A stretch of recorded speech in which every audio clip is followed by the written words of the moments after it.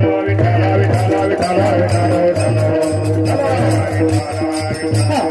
मी माझं परम भाग्य समजते की आज ज्यांच्या वर्षश्रद्धाला माझं कीर्तन ठेवलं ना, तुम्ही अतिशय योग्य व्यक्तीच्या कीर्तनासाठी मी आज इथं आलेली आहे बरं का.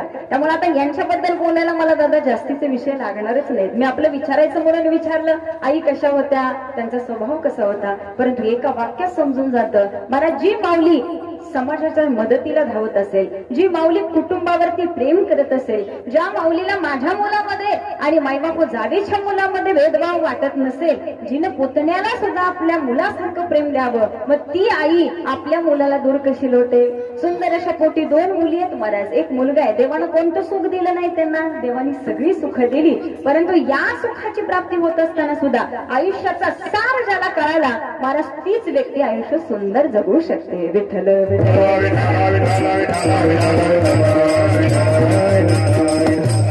जिथे जिथे विठ्ठल भजन चालू होईल ना, तिथं महाराज विठ्ठलाचं भजन करत करत टाळी वाजवा बरं का. श्रोत्याचं एवढंच काम आहे. तुम्ही फक्त कीर्तन ऐकायचं आणि जिथं टाळी वाजव म्हणून तिथं टाळी वाजवायची. त्याच्यात माझा फायदा नाही बरं का, जाता जाता सांगून जाते.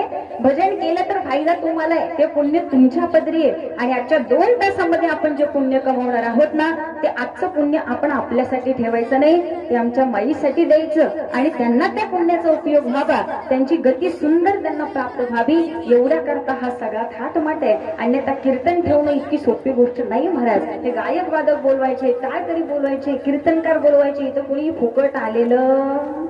तुम्ही म्हणाल काय होतंय त्याला, नातू नोकरी असेल, पोरगा नोकरी असेल, आहे पैसा त्यांच्याकडे म्हणून ठेवलंय कीर्तन, असं नाही महाराज. ठीक आहे ना, पैसा सगळ्यांकडे असतो, जळता जळत नाही इतकी प्रॉपर्टी असते. ठीक आहे ना, मला 7 पिढ्या बसून खातील इतकी संपत्ती त्यांच्या घरी असते. परंतु नामस्मरण भजन आणि परमार्थावरती दान करायची वृत्ती मात्र सगळ्यांच्यात नसते. हाच फरक आपल्या आणि त्यांच्यामध्ये आहे. विठ्ठल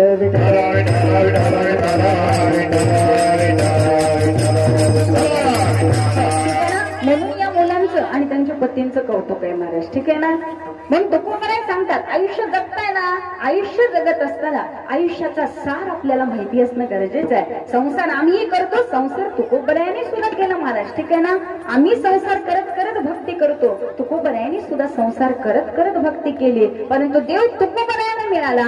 आम्ही 35 वर्ष, 26 वर्ष, 20-20 वर्ष सप्ते केले, कीर्तन केली, पकवाज वाजवले, टाळ वाजवले, भजन केलं, परंतु अजूनही विठ्ठल आम्हाला भेटला का? मग याच्यात फरक काय महाराज. ठीक आहे ना, प्रश्नचिन्ह